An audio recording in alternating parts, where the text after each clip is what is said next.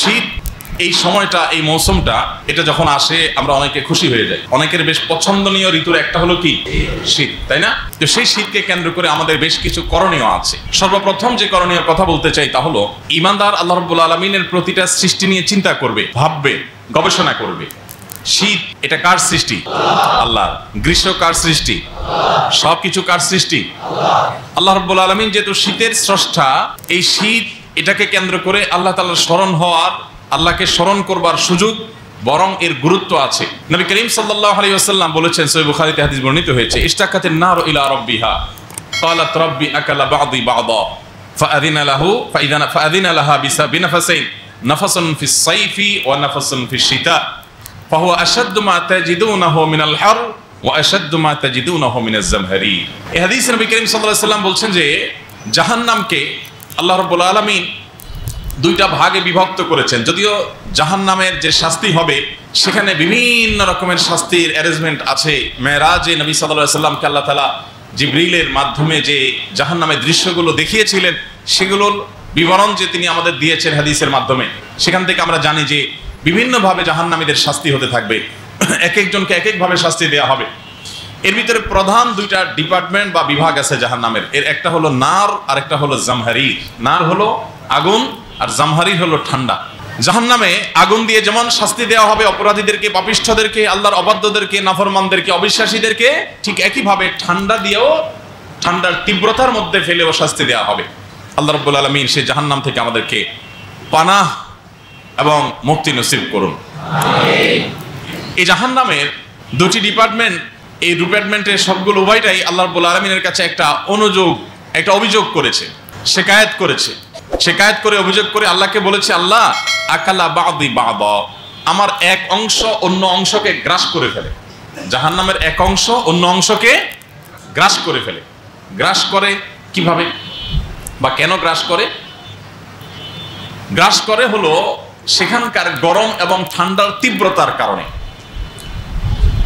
অনেক প্রাণী আছে দেখবেন, রাক্ষসে ভাবের কারণে সে স্বজাতিকে খায়, পারলে নিজের বাচ্চাকে খায়, পারলে নিজের শরীর কামড়ায়, এটাকে বলে রাক্ষসে ভাব।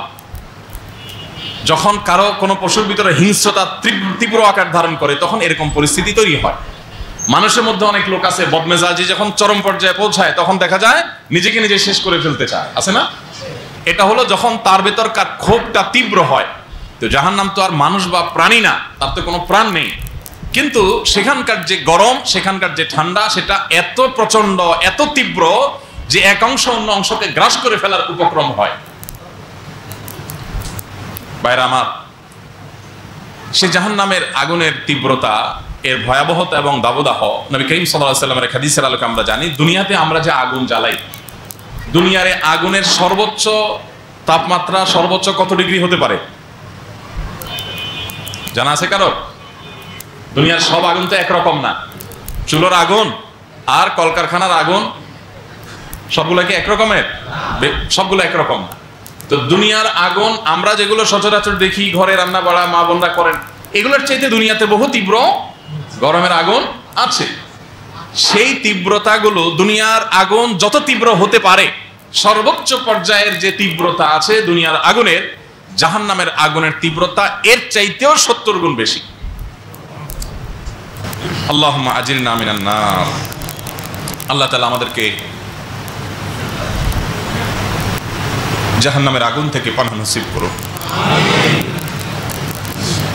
সম্মানিত ভাইরা, তো জাহান্নাম যখন তার এক অংশ অন্য অংশকে গ্রাস করে ফেলে, এই অভিযোগ আল্লাহ রাব্বুল আলামিনের কাছে দায়ের করেছে। নবী সাল্লাল্লাহু আলাইহি ওয়াসাল্লাম বলেছেন, ফাআদিনা লাহা বিনাফাসাইন। তখন আল্লাহ তাআলা জাহান্নামকে দুটি নিঃশ্বাস ফেলার সুযোগ দিয়েছেন। কয়টা নিঃশ্বাস ফেলার সুযোগ দিয়েছেন? দুইটা। নাফাসুন ফিস সাইফি ওয়া নাফাসুন ফিশ শিতা। তার একটা হলো গ্রীষ্মকালে, আরেকটা হলো শীতের সময়। মূলত যে জাহান্নামের তো দুইটা বিভাগ আছে, নার বা আগুনের বিভাগটাকে একটা ভাব ছাড়ার সুযোগ দিয়েছেন বছরে একবার বা বিশেষ সময় একবার, আল্লাহর ইলমে আছে সেটা। আর আরেকটা হলো জাহান্নামের যে জামহারির বা ঠান্ডা বিভাগ আছে, যেটা দিয়ে শাস্তি দেওয়া হবে, সেই জাহান্নামীদেরকে সেই বিভাগকে একবার ভাব ছাড়ার সুযোগ দিয়েছেন আল্লাহ তাআলা। ভাব ছাড়লে কি হয়?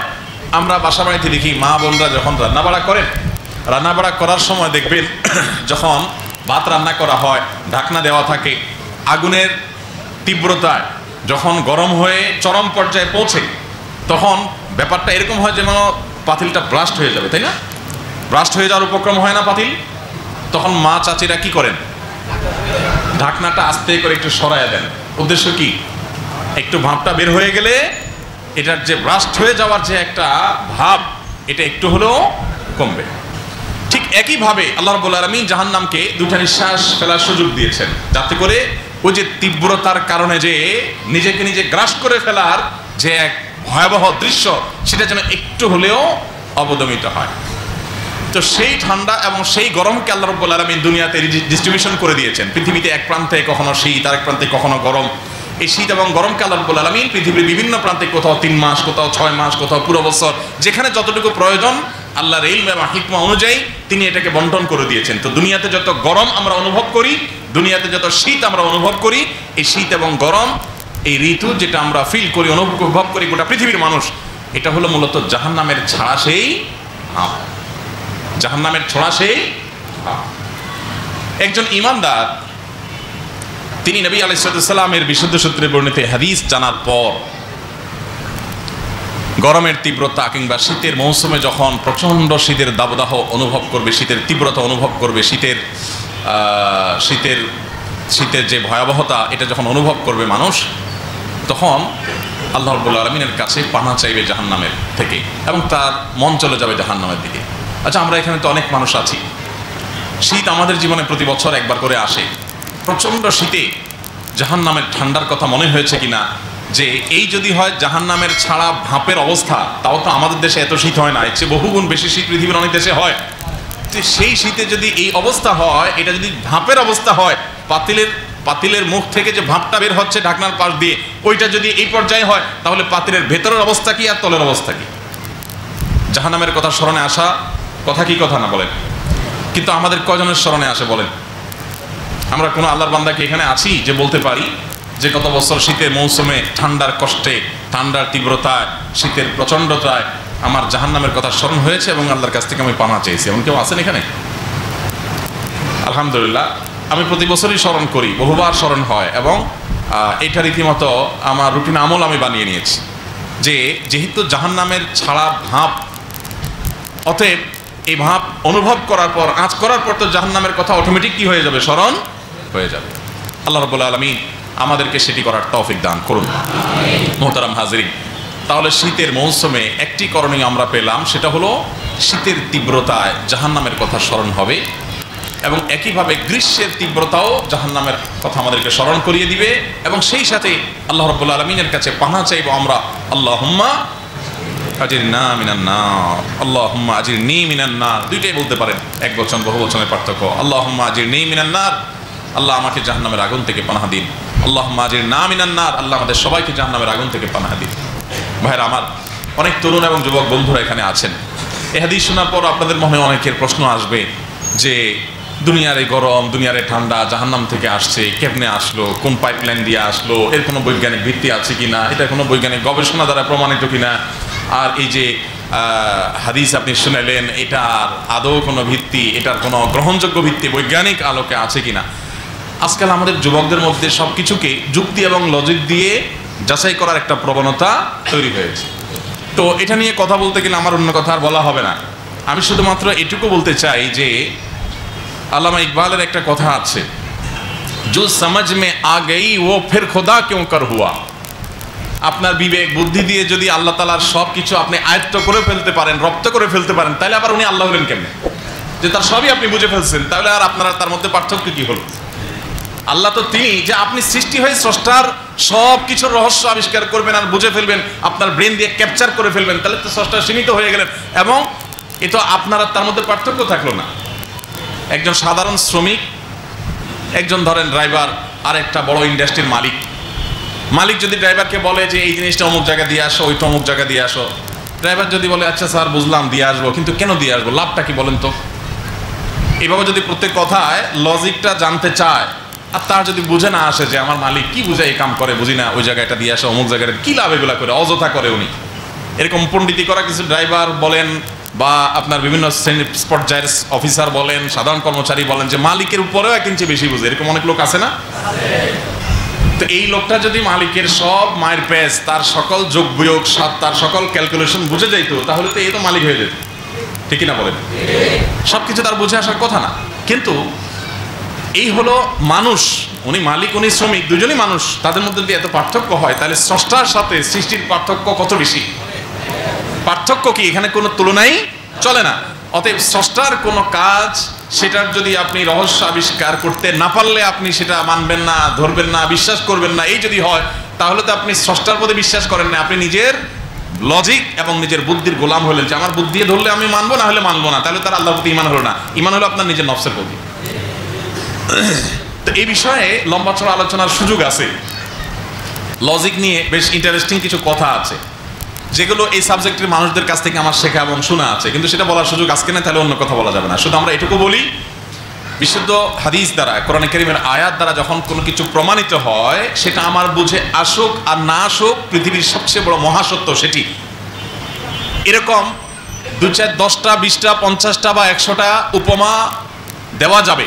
আমি এখন উপস্থিত 2, 10, 20টা উপমা দিতে পারবো ইনশাআল্লাহ, যে কোরআন কোনো কথা বলেছে, হাদিস কোনো কিছু বলেছে, আজ থেকে 1400 বছর আগে যখন এই আয়াত এবং হাদিস সাহাবীদের সামনে এসেছে, তখনকার মানুষের যে জ্ঞান বিজ্ঞান, তখনকার টেকনোলজি, তখনকার সায়েন্স, তখনকার প্রযুক্তি, তখনকার বিদ্যা বুদ্ধি, এগুলো দিয়ে ওই হাদিস বা আয়াতকে কোনোভাবে বায়োলজিক প্রমাণ করার কোনো স্কোপ ছিল না, কোনোভাবেই না। কিন্তু সেটা কালের পরিবর্তনে কয়েকশো বছর পরে এসে, বা 1000 বা 1500 বা আপনার কম বেশি কিছু কাল পরে এসে সেটা কিন্তু প্রমাণিত হয়ে গেছে যে কথা হাদিসে বলা হয়েছে, কোরআনে বলা হয়েছে, সেটা অবাস্তব না। এরকম বহু বিষয় আছে না নাই বলেন? যেমন একটা ছোট্ট উপমা দেই, মানুষের আমল, কোরআন এবং হাদিস বলছে এটা মাপা হবে। মানুষের কর্ম কি করা হবে? পরিমাপ করা হবে। আল্লাহ বলেছেন, ফামান ইয়ামাল মিসকালা যাররাতিন খায়রান ইয়ারাহ ওয়া মান ইয়ামাল মিসকালা যাররাতিন শাররান ইয়ারাহ। যে ব্যক্তি বিন্দু পরিমাণ বা জাররা পরিমাণ যে ব্যক্তি ভালো কাজ করবে, সে এটা দেখতে পাবে, আর যে জাররা পরিমাণ খারাপ করবে সেও দেখতে পাবে। তাহলে কাজকে এখানে আল্লাহ তাআলা ওই জাররা যে পরিমাণ পরিমাপ করা হয় ওইটার সাথে তুলনা করেছে। এবং আল্লাহ বলেছেন, ওয়ানাদাউ মাওয়াজিনাল কিসত লিয়াউমিল কিয়ামাহ, আমল পরিমাপ করার জন্য পরিমাপ যন্ত্র আমি দাঁড় করাবো কিয়ামতের ময়দানে। আমলকে আল্লাহ তাআলা মাপবেন। আচ্ছা, 1400 বছর আগে যখন আজকের এই সায়েন্স টেকনোলজি ছিল না, মানুষের কর্ম আবার কিভাবে পরিমাপ করা হবে এটা বোঝার কোনো উপায় ছিল না। কিন্তু এখন তো আমরা কত কিছুই মাপতে পারি, আমরা জ্বর মাপি, আমরা তাপমাত্রা মাপি, আমরা অনেক কিছু মাপি, পরিমাপ অনেক কিছু আমরা করি, কি করি না বলেন? ভূমিকম্প কত মাত্রার হলো সেটা আমরা মাপি, কত কিছু আমরা এখন মাপতে পারি। তো সৃষ্টি হয়ে যদি পরিমাপের এত সব বিষয় আবিষ্কার করতে পারে, তাহলে এই সৃষ্টিকে আল্লাহ যে মেধা, যে ব্রেন দিয়েছেন, যারা সেটা দিয়ে আবিষ্কার করেছে, সেই মহান স্রষ্টা, তার জন্য মানুষের কর্ম পরিমাপ করা এটা সম্ভব, লজিক্যাল, এটা কোনো অসম্ভব বিষয় না। এরকম ওই যে বললাম, কয়েকশো উপমা দেওয়া যাবে, যে কোরআন যখন এটা নাজিল করেছে তখন এটা মানুষের বুঝে আসেনি, হাদিস যখন এই কথা বলেছে তখন সেটা তখনকার সায়েন্স টেকনোলজি বিজ্ঞান দিয়ে মানুষ বুঝে না, কিন্তু একটা সময় বুঝছে। অতএব কোরআন এবং হাদিসের এই সমস্ত কথা, এগুলো যদি আপনার আমার বিবেক বুদ্ধিতে না আসে, তো আজ থেকে 500 বছর পর, 1000 বছর পর তখনকার বিজ্ঞান এটাকে প্রমাণ করবে। অথবা যদি কোনো বিজ্ঞান কোনো সময়ের সায়েন্স প্রমাণ নাও করে, তারপর আল্লাহ রাব্বুল আলামিনের এই কথা, নবী সাল্লাল্লাহু আলাইহি সাল্লামের এই কথা সত্য ছাড়া মিথ্যা হওয়ার কোনো সম্ভাবনা নেই। আল্লাহ তাআলা আমাদেরকে ঈমান আনয়ন করার তৌফিক দান করুন। মানুষ একটা সময় লজিকের পূজা, নিজের লজিকের পূজা করতে করতে এমন একটা পর্যায়ে যাবে যে মানুষ ঘরে ঘরে নাস্তিক হবে, ঘরে ঘরে আল্লাহর প্রতি অবিশ্বাসী হবে। এটা নবী সাল্লাল্লাহু আলাইহি ওয়াসাল্লাম বহু আগে বলেছেন। তো সেই ভয়াবহতা যেন আমাদেরকে গ্রাস না করে, আমাদেরকে যেন পেয়ে না বসে।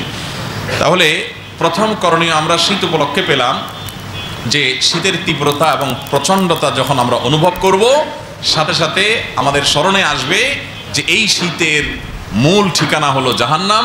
এটি সেখান থেকে এসেছে, কিভাবে এসেছে, কোন প্রক্রিয়া এসেছে, কিভাবে ডিস্ট্রিবিউশন হয়, তার ইলম আল্লাহ তাআলার কাছে, কিন্তু হয়েছে এটি প্রমাণিত। যার কারণে একজন ইমানদার তিনি জাহান্নামের কথা স্মরণ করবেন, ঠান্ডার তীব্রতা, জাহান্নামকে স্মরণ করে তিনি জাহান্নাম থেকে আল্লাহর কাছে পানা চাইবেন। আল্লাহ আমাদেরকে সে তৌফিক দান করুন। শীতের মৌসুম উপলক্ষে দ্বিতীয় করণীয় হলো বেশি বেশি নফল রোজা রাখা আর রাত জেগে তাহাজ্জুদ পড়া। দিনে নফল রোজা রাখা এবং রাত জেগে তাহাজ্জুদ পড়া। শীতের সময় রোজা রাখাটা অনেক সহজ। আপনি গরমের সময় রোজা রাখাটা এতটা সহজ হবে না। শীতের সময় একে তো দিন থাকে ছোট, যার কারণে খুব তাড়াতাড়ি দিন পার হয়ে যায়। আপনি সাহারি খাওয়ার পরে দেখতে দেখতে কাজে ব্যস্ত থাকলে ইফতারের সময় চলে আসবে। আবার গরম খুব বেশি না থাকার কারণে পানির তৃষ্ণা খুব একটা হয় না, ক্ষুধা কম লাগে। তো এই জন্য শীতের সময় রোজা রাখাটা অনেক সহজ হয়। আবার রাতে তাহাজ্জুদ পড়াটাও সহজ হয়। কিভাবে সহজ হয়? কারণ শীতের সময় রাত ছোট না বড়? বিশাল বড়। অনেক বড় হওয়ার কারণে শীতের রাতে যদি আপনি একটু তাড়াতাড়ি শুয়ে যেতে পারেন, তাহলে দেখবেন অটোমেটিকলি তাহাজ্জুদ আপনার পড়া সহজ হবে। ফজর তো বটেই, তাহাজ্জুদ পড়াও কি হবে? সহজ হবে। কারণ বিশাল বড় রাত, 8 ঘন্টা ঘুমাইও আপনি তাহাজ্জুদ পড়তে পারেন। শীতের দ্বিতীয় আমল হলো, স্পেশালি বিশেষভাবে শীত আসলে আপনি দিনে নফল রোজা এবং রাতে তাহাজ্জুদ পড়ার চেষ্টা করবেন। আবু হুরায়রা রাদিয়াল্লাহু তাআলা আনহু, ওমর রাদিয়াল্লাহু তাআলা সহ বহু সাহাবী থেকে বর্ণিত হয়েছে যে তারা বলেছেন, আল গনিমাতুল বারিদা আস-সাওমু ফিশ শিতা। এই হাদিসকে অনেকে নবী সাল্লাল্লাহু আলাইহি ওয়াসাল্লাম থেকে সম্বন্ধ করেছেন, অনেকে সাহাবীদের উক্তি হিসাবে বলেছেন। তবে এটি যে বর্ণিত এবং প্রমাণিত, এটা নিয়ে কোনো সন্দেহ নাই, বিশুদ্ধভাবে প্রমাণিত যে আল গনিমাতুল বারিদা আস-সাওমু ফিশ শিতা, শীতের মৌসুমে রোজা রাখতে পারা এটা হলো শীতল সুবর্ণ সুযোগ। এটাকে বলা হয় শীতল সুবর্ণ সুযোগ, মানে ঠান্ডা উপলক্ষে একটা মহা সুবর্ণ সুযোগ যে চাইলে নফল রোজা রাখা যায়। তো এই জন্য সাহাবা একরাম শীতের মৌসুম আসলে খুশি হতেন, এই জন্য যে নফল রোজা বেশি রাখা যাবে, আবার রাত জেগে তাহাজ্জুদ পড়া যাবে। গরম আসলে সেটা এতটা সম্ভব হয় না, কারণ গরমে রাত তো ছোট, তাহাজ্জুদ পড়াও কঠিন, আবার দিন বড়, রোজা রাখাও কষ্টে। তো এই জন্য সাহাবা একরামের কাছে এটা বেশ লোভনীয় ছিল। একজন সিনিয়র সাহাবী তার ওয়াফাতের সময়, মৃত্যুর সময় তিনি কাঁদছিলেন, তার চোখ বেয়ে পানি পড়ছিল, মৃত্যুসজ্জায় শায়িত তিনি। আশপাশে থাকা আত্মীয় স্বজন তারা বলা বলি করছিলেন যে হয়তোবা উনি দুনিয়া ছেড়ে চলে যাচ্ছেন, প্রিয়জনের মায়ায় কান্না করছেন, এখন স্বাভাবিক। তো তিনি তাদের এই কথোপকথন, আলাপচারিতা বা তাদের এই প্রশ্ন শোনার পর তিনি উত্তর করে বললেন, তোমরা যা ধারণা করেছ বাস্তবে আমি সেজন্য কাঁদছি না। বলে, কেন কাঁদছেন? তিনি বললেন যে দেখো, আমি প্রতিবার শীতের মৌসুম আসলে যে এটাকে কাজে লাগিয়ে বিশাল আমল করার সুযোগ পেতাম,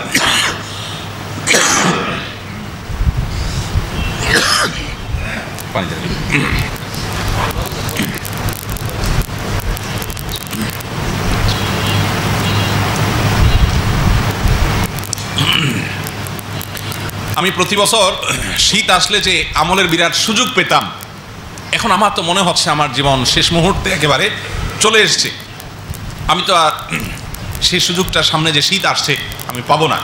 তো এই শীতে আমল এবং ইবাদতের যে সুযোগ, এটাকে বড় বেশি মিস করছি আমি, আর সেজন্য আমার চোখ দিয়ে পানি বেয়ে পড়েছে। সাহাবা ইকরামের চিন্তাধারা কি ছিল আর আমরা কি ভাবি?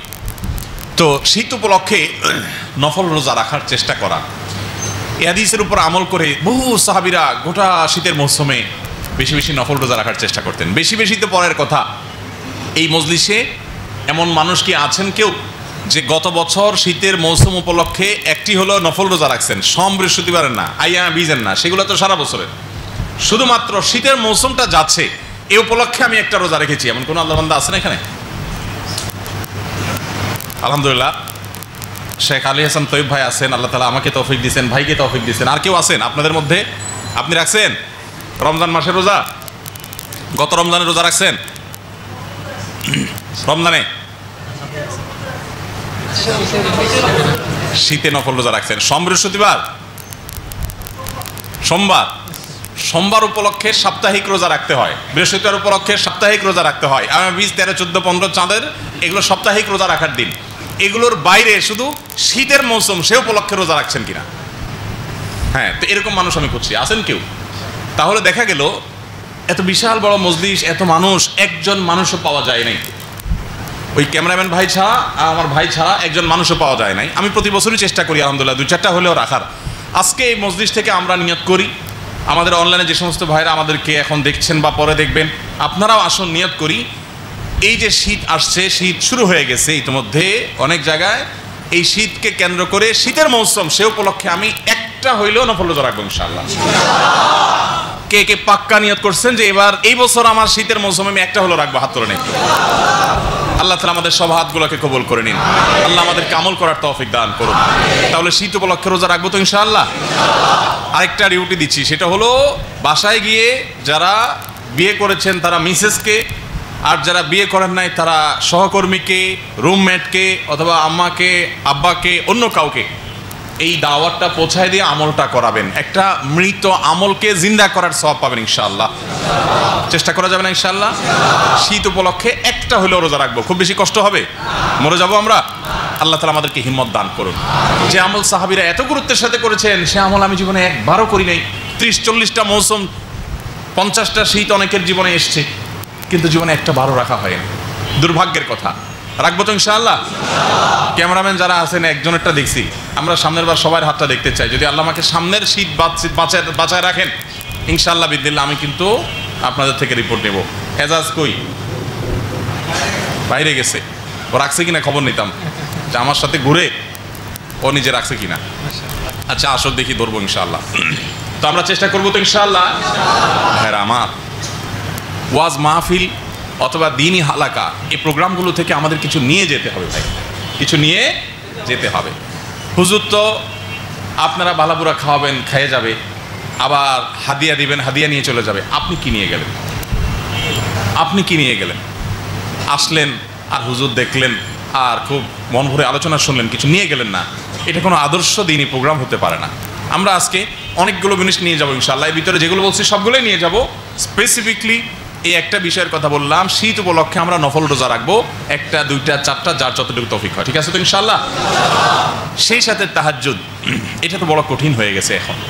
রোজা রাখা যতটা কঠিন, তাহাজ্জুদ তার চাইতে কঠিন হয়ে গেছে, কিন্তু চেষ্টা করলে সেটা কঠিন থাকবে না ইনশাআল্লাহ। এই মৌসুমে শীত উপলক্ষে যদি আপনি একদিন রাত 9:30 9টার মধ্যে ঘুমিয়ে যেতে পারেন ইনশাআল্লাহ, অটোমেটিকলি আপনি রাত 4:45 3:30 আপনার ঘুম ভেঙে যাবে, 4টা ঘুম ভেঙে যাবে, আপনি তাহাজ্জুদ পড়তে পারবেন ইনশাআল্লাহ। চেষ্টা করা যাবে তো ইনশাআল্লাহ? আল্লাহ আমাদেরকে তৌফিক দান করুন। তাহলে শীত উপলক্ষে প্রথম আমলের কথা বলেছিলাম, আল্লাহ রাব্বুল আলামিন জাহান্নামের ভাব পাঠিয়েছেন, এটি জাহান্নামের কথা স্মরণ করিয়ে দেয়। অতএব শীতের কষ্টে জাহান্নামের কথা স্মরণ করব এবং জাহান্নাম থেকে আল্লাহর কাছে পানাহ চাইব। দ্বিতীয় আমল বা করণীয় বললাম, এটা হলো সুন্নাহসম্মত আমল। প্রথমটা হাদিসে বলা হয়নি, কিন্তু এই কষ্টে একজন ইমানদার সেদিকে স্মরণটা যাওয়ার কথা, সেই আলোকে বলা। আর এটি হলো সুন্নাহসম্মত আমল। দ্বিতীয়টা সেটা হলো যে শীত উপলক্ষে নফল রোজা রাখবো আর রাতে তাহাজ্জুদ পড়বো। প্রতিদিন না পারি মাঝে মধ্যে করবো, ছুটির দিনগুলোতে অন্তত করবো। চেষ্টা করা যাবে না ইনশাআল্লাহ? নাম্বার 3, তৃতীয় আমল হলো শীতের সময় ওযু করতে বেশ আরাম লাগে না কষ্ট হয়? কষ্ট হয়। বিশেষ করে গ্রামাঞ্চলে যারা থাকেন, যাদের বাসায় গিজার টিজারের ব্যবস্থা নাই, আজকাল তো এখন মাশাআল্লাহ অনেকের বাসাতে গিজার টিজার আছে, তো তারা জানেন যে শীতে ওযু করতে কত কষ্ট হয়। তো তৃতীয় শীত উপলক্ষে আমল হলো কষ্ট হলেও কষ্ট উপেক্ষা করে শীতে ওযু করা। কষ্ট উপেক্ষা করে কি করা? ওযু করা। অনেক মানুষ আছে দেখবেন শীত আসলে ওযু ধরে রাখা নিয়ে কম্পিটিশন করে, আছে না? এবং গর্ব করে বলে যে আমি আসরেরটা দিয়ে এশা চালাই দিছি। আরেকজন আবার তাকে টাকা দিয়ে বলে, আরে ভাই এটা গল্প দেওয়ার জিনিস হলো, আমি জোহরেরটা দিয়ে এশা চালাইছি। এরকম কম্পিটিশন হয় কি হয় না? আলহামদুলিল্লাহ, কেউ যদি এত লম্বা সময় যদি ধরে রাখতে পারেন, স্বাভাবিকভাবে কোনো অসুস্থতা নাই, তার গ্যাস আউট হয় না, তার পেশাবের বেগ হয় না, আলহামদুলিল্লাহ সুস্থ মানুষ যদি হয়, তাহলে সেক্ষেত্রে এটাতে সমস্যার কিছু নেই, ভালো। কিন্তু বেশিরভাগ ক্ষেত্রে যেটা হয়, শীতকালে কোনো মানুষ, গরমকালে কোনো মানুষ এটা বলে না যে আমি এই জোহরের ওযু দিয়ে এশা পড়ছি, বলে? শীতের সময় মসজিদের ওযুখানা দেখবেন এশার নামাজের সময়, ফজরের নামাজের সময় তাকায় দেখবেন ওযু করেনওয়ালা মানুষ 2-4 জনও পাবেন না।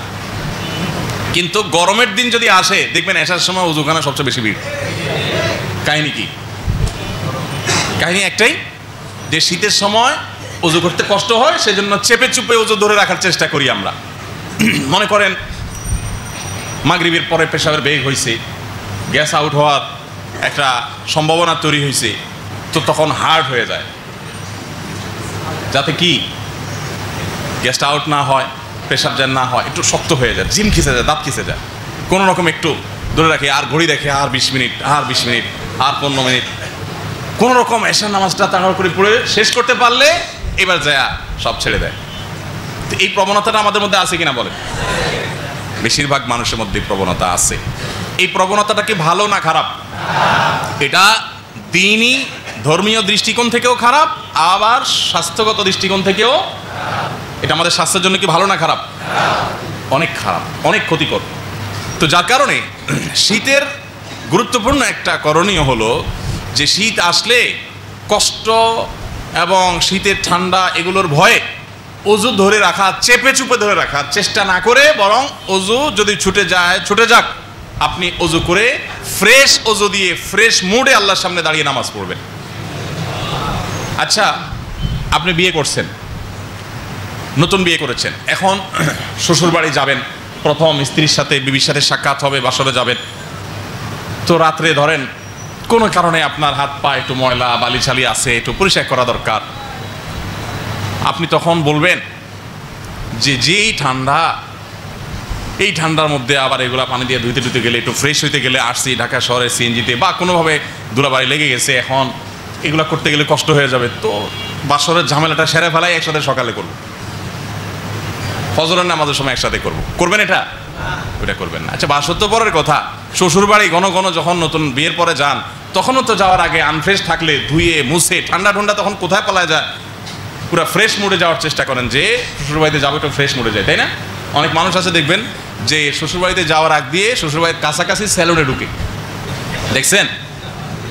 সেলুনে ঢুকে একটু চুল ঠিক আছে কিনা, একটু আশ্রয় নেয়, ফিটফাট সব ওকে আছে কিনা, এরপর একটা একটু দিয়া সব দেখে তারপর বিসমিল্লাহ তাওয়াক্কালতু বলে ঢুকে, ঠিক কিনা বলেন? তো আপনি আল্লাহ রাব্বুল আলামিনের দরবারে যখন যাচ্ছেন, আল্লাহর ঘরে যখন যাচ্ছেন, আল্লাহর সামনে যখন দাঁড়াচ্ছেন, তখন আপনার এদিকে পেশাবের বেগ, ওদিকে টয়লেটের বেগ, ওদিকে গ্যাস আউটের বেগ, আপনি সেগুলো সব চুপে চাপে যে আল্লাহ আর 5টা মিনিট। তো এই যে বেগ নিয়ে আপনি নামাজ পড়তেছেন, এই নামাজটা কি কোনো ভালো নামাজ? এটা কোনো কোয়ালিটিফুল নামাজ?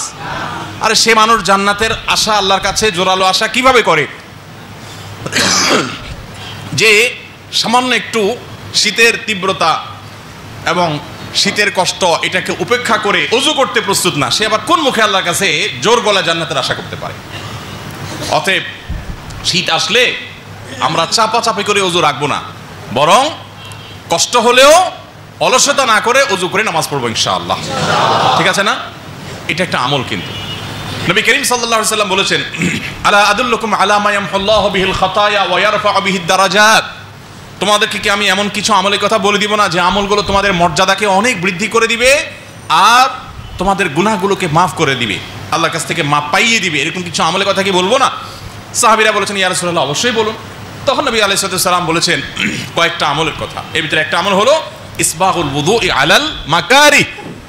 তোমার কষ্ট হবে, এই কষ্ট হওয়া সত্ত্বেও তুমি কষ্টকে উপেক্ষা করে, এটাকে ভয়কে জয় করে তুমি ওযু করবে। ইমানদার কিন্তু ভীতু হওয়ার সুযোগ নেই। আমাদের নবী আলাইহিস সালাম আল্লাহর কাছে দোয়া করেছেন, আল্লাহুম্মা ইন্নী আউযু বিকা মিনাল হাম্মি ওয়াল হাযান ওয়া আউযু বিকা মিনাল আজজি ওয়াল কাসাল ওয়া আউযু বিকা মিনাল বুখলি ওয়াল জুবন। আল্লাহ, আপনার কাছে আপনার নিকট আমি কৃপণতা থেকে এবং ভীরুতা থেকে পানা চাই। ভীরু ভয়ে কাতর হয়ে যাবে, এটা ইমানদার সাথে যায় না। আরে ইমানদার তো দুনিয়া জয় করবে, সে সামান্য একটু পানির ভয় করলে চলবে? অতএব শীতের কষ্ট এবং ঠান্ডা পানির কষ্ট এগুলো সবগুলোকে জয় করে আল্লাহর নাম নিয়ে হাতা খুলে ওযু করে ফেলতে হবে ইনশাআল্লাহ। মনে থাকবে তো ইনশাআল্লাহ?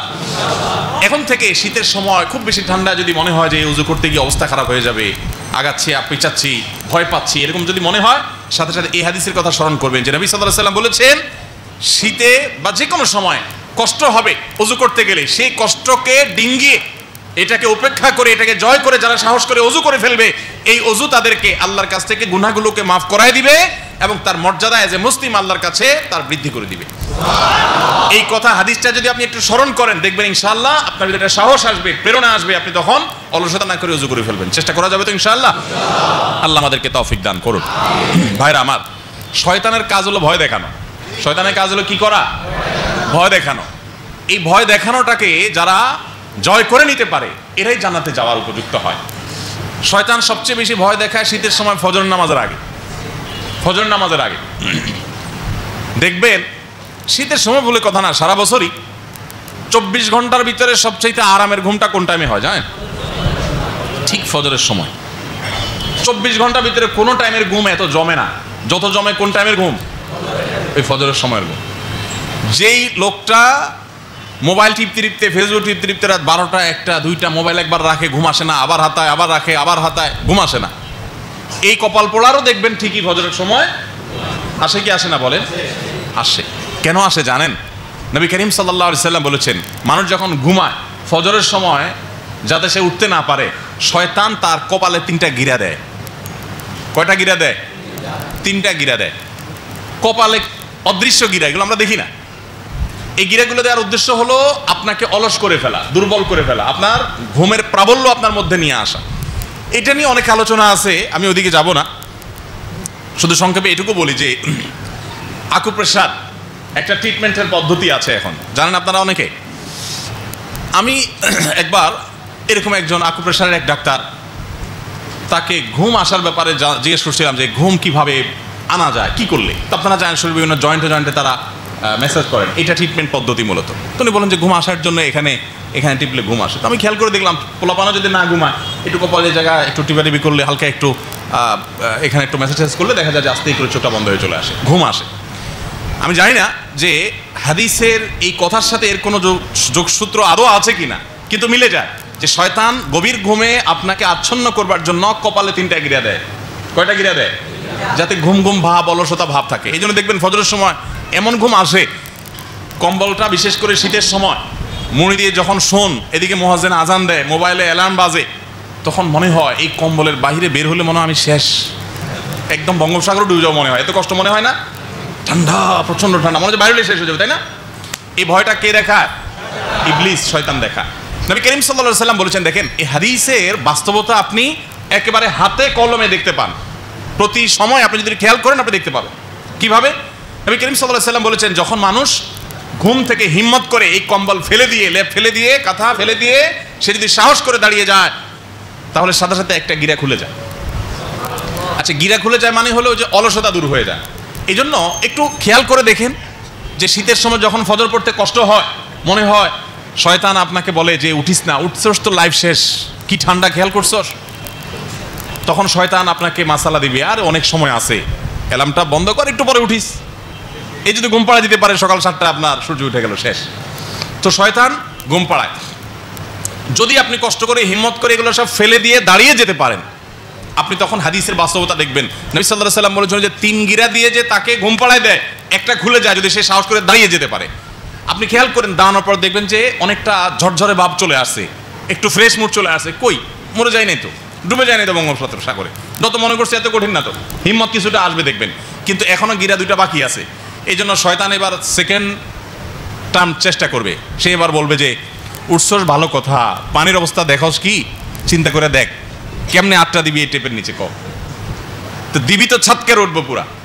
তখন এবার শয়তান আপনাকে ফুসলাবে যে কেমনে যাবি, উঠে তো গেছেন। এখন অনেকে আছে দেখবেন টেপের সামনে দাঁড়ায় থাকে, যায় না, ধরে তো ধরে না, টেপ ছাড়ে তো ধরে না, আছে না? ওই যে গিরা যে আরেকটা আছে, বান্দা যদি সাহস করে তখন বিসমিল্লাহ বলে, ওই যে হাদিস তার ইসবাকুল ওযু আলাল মাকার, এই হাদিসের কথা মনে করে আল্লাহর কাছে মর্যাদা বৃদ্ধি, গুনাহ মাফের আশা করে, নবী সাল্লাল্লাহু আলাইহি সাল্লামের ঘোষণার প্রতি ঈমান রেখে সে যদি বিসমিল্লাহ বলে হাত দিয়ে দেয় হিম্মত করে, ওযুটা করা শেষ হয়ে গেলে দেখবেন যে শরীর আরো ফুরফুরা হয়ে গেছে, পাতলা হয়ে গেছে। আপনি এটা খেয়াল করেন, উঠার পরে দেখবেন কিছুটা পাতলা হয়ে গেছে। ওযু করার আগে যে মনে হচ্ছিল যে আমি বোধহয় শেষ ওযু করলে, কিন্তু ওযু করা শেষ করতে পারলে কোনো রকম আল্লাহর নাম নেই, ওযু করা শেষ হয়ে গেছে, গামছা দিয়ে হাত মুছে ফেলছেন, এবার মনে হবে কি অনেকটা রিল্যাক্স, কই কিছু হয় না, এটা আলহামদুলিল্লাহ। গিরা আরো কয়টা আছে? একটা। এবার শয়তান বলবে ঠিক আছে বুঝলাম, ওযু করছো দেখে মসজিদেই যাইতে হবে, এই ফতোয়া কোন হুজুর দিছে? শীত যদি বেশি হয়, তীব্র হয়, জীবন নাশের আশঙ্কা হয়, মাসআলা আছে, বাসায় নামাজ পড়া যায়। বুঝেন না কথা? তো যদি এই মাসালা না কুলায়, শয়তানের ডেলিভারি করা এই মাসালা যদি ওই লোক না গিলে, তো শয়তান আরেকটা মাসালা দিবে, আর নিজের স্ত্রীকে নিয়েও মাঝে মধ্যে জামাত করা যায়, মসজিদে যাওয়া জরুরি না। এসব টোপগুলা যদি সে গিলে, তো গিরা আরেকটা কিন্তু থেকে যায়। আর যদি সে হিম্মত করে বের হয়ে যায় এবং জামাতে শামিল হয়ে যায়, নামাজটা পড়ে ফেলে ফজর নামাজ ভালোভাবে, এরপর নামাজটা পড়ার পর তার 3 নম্বর গিরাটাও খুলে যায়। আপনি একটু খেয়াল করে দেখেন, যারা নিয়মিত ফজর পড়েন বা যারা পড়তে অভ্যস্ত না, তারা একটু খেয়াল করে দেখেন এই গিরাগুলা খোলার যে কথা হাদিসে বলা আছে, এটার বাস্তবতা আপনি ফিল করবেন যে আপনার শরীরটা পাতলা হয়ে গেছে। ফজর নামাজ যারা পড়েন তারা বলতে পারবেন, শীতের সময় বিশেষ করে, যে বা গরমের সময় যখন কষ্ট হয়, উঠতে খুব কষ্ট হয়, এরপরে যখন অজু করতে আরেক কষ্ট হয়, দুইটা পরে একটু ফুরফুরা ভাব হয়, কিন্তু এরপরে অলসতা থাকে। নামাজটা পড়ার পর যখন বাসার দিকে যায়, ফজর নামাজ আদায়কারী মুসল্লি নামাজ পড়ে যাওয়ার সময় আল্লাহর কসম আমি তো ফিল করি যে পুরো শরীরটা যেন পাতলা হয়ে গেছে। মানে ওই যে ঘুম থেকে উঠার আগে কম্বলের ভিতরে থাকতে শয়তান যে আমারে ফুসলাইছিল, ভয় দেখাইছিল, এখন মনে হচ্ছে কই আমি তো পুরো ফ্রেশ মুডে। নবী করিম সাল্লাল্লাহু আলাইহি ওয়াসাল্লাম বলেছেন ফাসবাহা নাশীতান নাফসি, এই ব্যক্তি ফজর নামাজ পড়ার পরে সে খুব ফ্রেশ মুডে চলে আসে। আর যদি কোনো কপাল পড়া শয়তানের ওই কুবুদ্দিতে গিরা খুলতে না পারে, অলসতা সে শুয়ে থাকে, তো ফাসবাহা খাবিসান নাফস, নবী সাল্লাল্লাহু আলাইহি ওয়াসাল্লাম বলেছেন সে হয়ে যায় একেবারে কি বলে ওইটাকে, সে একটু নোংরা এবং মেজমেজে, আপনার মনমরা এবং আপনার মেড়মেড়ে আছে না যে আলস্য। খেয়াল করে দেখেন যে আপনি সকাল 7টায় যদি উঠেন, ফজর নামাজ পড়েন নাই, 7টা 8টায় উঠছেন, আপনি ঘুম পুড়ে গেছে, 8-9 ঘন্টা ঘুমাইছেন, সব ঠিক আছে, এরপরও আপনি দেখবেন এক ধরনের ইমানদার এটা ফিল করে, বিশেষ করে ইমানদার এটা ফিল করবে, নামাজি মানুষ ফিল করবে যে তার ভিতরে এক ধরনের অস্বস্তি আছে, এক ধরনের মনে হচ্ছে যে আমার ভিতরে কিছু একটা জিনিস যেন বাকি আছে। কিন্তু নামাজটা পড়ে ফেলছেন, রাত যদি 3টায়ও শোন, 2টায়ও শোন, ফজর পড়ার পর এই যে অজু হলো, নামাজ পড়লেন, বের হওয়ার পর আপনার কাছে ফ্রেশ মুড মনে হবে। অতএব শীতের সময় কষ্ট উপেক্ষা করে অজু এবং ফজরের নামাজ এগুলোর প্রতি খেয়াল রাখবো তো ইনশাআল্লাহ। আল্লাহ আমাদেরকে তৌফিক দান করুন। তাহলে তৃতীয় আমলও বলে ফেলেছি। তৃতীয় আমল হলো শীতের সময় শীতের কষ্ট উপেক্ষা করে অজু করব, চাপাচাপি করে অজু ধরে রেখে সেই অজু দিয়ে আনফ্রেশ মুডে নামাজ পড়বো না। নাম্বার 4, শেষ আমল শীত উপলক্ষে, সেটা হলো অভাবী এবং গরিব শীতার্ত মানুষগুলোর পাশে দাঁড়াবো। শীত উপলক্ষে চেষ্টা করা যাবে না ইনশাআল্লাহ? যুবক ভাইয়েরা, আমরা যদি চেষ্টা করি কয়েকজন মিলে কয়েকটা শীতবস্ত্র কালেকশন করে, রাতে যারা ফুটপাতে শুয়ে থাকে, বিভিন্ন আপনার ওভারব্রিজ ইত্যাদিতে শুয়ে থাকে, এই মানুষগুলোর গায়ে একটু কম্বল রেখে আসবো, একটু চাদর রেখে আসবো, এই কাজগুলো কি খুব বেশি কঠিন? একটু ইচ্ছা করলেই হয়ে যায়। একটু ইচ্ছা করলে হয় না? আপনি তো সেই দিনের অনুসারী যে দিন আমাদেরকে মানুষকে কল্যাণ সাধন করতে উৎসাহিত করেছে। খায়রুন নাসি আনফাহুম লিন-নাস, সবচেয়ে উত্তম মানুষ আল্লাহর কাছে সেই যে মানুষের জন্য বেশি কল্যাণকর হয়। এই জন্য আমরা এই কাজগুলো যখন করব, তখন ইনশাআল্লাহ আল্লাহর কাছে প্রিয় পাত্র হব, মানসিক প্রশান্তি অনুভব করবেন। ভোগের আনন্দ আমরা সব তরুণরা জানি, ভোগের আনন্দ জানি, ত্যাগের আনন্দ আমরা জানি না। 1 কেজি গোশত কিনে নিজে রান্না করে খাওয়াতে আনন্দ আছে, কিন্তু আপনি সেটা খেতে যাবেন এই মুহূর্তে কোনো অভাবী গরিব মানুষ, তাকে দেখে যদি আপনি দিয়ে দেন আর সে খেয়ে পরিতৃপ্ত হয়, ওইটা দেখার পরও একটা আনন্দ আছে। এই পরের আনন্দটা যে জীবনে পায় নাই, সে কপাল পড়া কখনো বুঝবে না যে এই ত্যাগে আল্লাহ তাআলা কি আনন্দ রেখেছেন। অতএব শীতের মৌসুম আসলে বিভিন্ন মসজিদ থেকে, বিভিন্ন দ্বীনি প্রতিষ্ঠান থেকে, বিভিন্ন সামাজিক সংগঠন তরফ থেকে, বিশেষ করে তরুণদের উদ্যোগে এরকম আয়োজন হওয়া উচিত। আমরা শীত আসলে অনেকে বিভিন্ন জায়গায় ঘুরতে যাই, পিকনিকে যাই, ইত্যাদি ইত্যাদি। আপনি যান, সেগুলোতে সমস্যা নেই। মাঝে মধ্যে পিকনিকের প্ল্যান করেন উত্তরবঙ্গে, চেষ্টা করা যাবে তো ইনশাআল্লাহ। আমার জীবনে ঢাকা টু সৈয়দপুর রুটে যত সফর করেছি, দেশের অন্য সব ডোমেস্টিক এয়ারপোর্ট একসাথ করলে এত সফর আমার হয় নাই। এবং এই সবগুলো সফরই প্রায় 2-4টা দাওয়াতি সফর ছিল, আর প্রায় সবগুলো সফরও ছিল এই সেবামূলক কাজের জন্য। আমি না গেলেও চলতো, অফিসের লোকজন আছে, কিন্তু আমার গেলে খুব ভালো লাগে। কারণ গরিব মানুষের মুখের যে হাসি, এটা বিশেষ করে আপনি যখন রুট এলাকাতে যাবেন, আপনি একেবারে তৃণমূল পর্যায়ে চলে যাবেন, সেটা আপনি ফিল করতে পারবেন, আপনার খুব ভালো লাগা কাজ করবে। আমি প্রায় সময় বলি যে নিজের পরিবারের সদস্যদেরকে নিয়ে একটু উত্তরবঙ্গে চলে যান, ঠাকুরগাঁ, দিনাজপুর, পঞ্চগড়, রংপুর, এই সমস্ত এলাকা চলে যান। সেখানে যে আপনি মানুষের কষ্টটা বাচ্চাদেরকে ফিল করার সুযোগ দেন, এরা মানুষ হবে, এরা মানুষের জন্য কল্যাণকামী হবে, এরা ভোগবাদী হবে না, এরা ত্যাগী হবে ইনশাআল্লাহ বিদিনিল্লাহ। অতএব যুবক ভাইরা চেষ্টা করা যাবে না ইনশাআল্লাহ? কয়েকজন মিলে সামান্য কিছু জোগাড় করে আলেমদের মাধ্যমে ওই এলাকার ওলামাদের সাথে যোগাযোগ করে এলাকা গরিবদের মধ্যে আমরা কিছু শীত বস্ত্র বিতরণ করব এই শীতের মৌসুমকে উপলক্ষে। চেষ্টা করা যাবে তো ইনশাআল্লাহ? আর যদি এতদূর করতে না পারেন, অন্তত এই কাজটা করেন, যারা নিজের বাচ্চার জন্য শীত উপলক্ষে শীতকে কেন্দ্র করে মোজা কিনবেন, আপনি আপনার আশেপাশে থাকা কোনো গরিব মানুষ, আপনার কাজের লোক, তাদের কোনো বাচ্চা কাচ্চা থাকলে তাদের জন্য একটু মোজা কিনেন, 1 জোড়া 2 জোড়া, পারা যাবে না ইনশাআল্লাহ?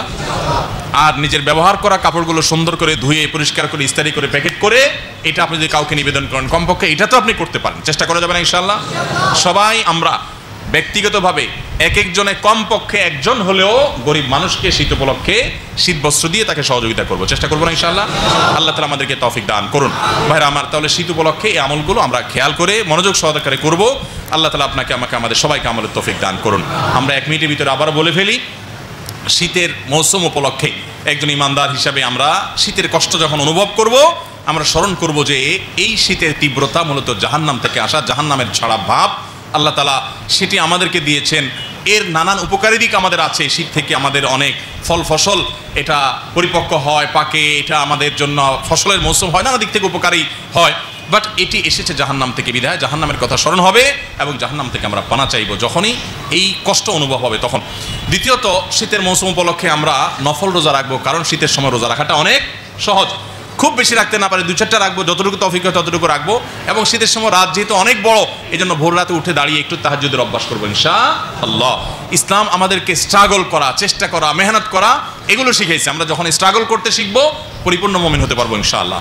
3 নম্বর, শীত উপলক্ষে যে আমলটি আমরা করবো তা হলো শীতের সময় কষ্ট যে হয় অজু করার সময়, ঠান্ডার কারণে আমাদের অজু করতে অলসতা হয়, অজুতে অলসতা না করে শীতের সময় কষ্ট উপেক্ষা করে হলেও আমরা অজু করব। চাপাচাপি করে অজু ধরে রেখে জোহরের অজু দিয়ে এশা পড়ার কসরত করতে গিয়ে আমাদের নামাজটাকে আমরা কোয়ালিটি নষ্ট করব না, বরং ফ্রেশ মুডে পরিচ্ছন্নভাবে পবিত্র হয়ে ভালোভাবে নামাজ পড়ার চেষ্টা করব এবং সেই প্রয়োজনে চাপাচাপি করে শীতে অজু ধরে রাখবো না। এটা হলো তৃতীয় করণীয়। নাম্বার 4, শীত উপলক্ষে গরিব অসহায় শীতার্ত মানুষের মাঝে শীত বস্ত্র বিতরণ করব, চেষ্টা করবো তো ইনশাআল্লাহ।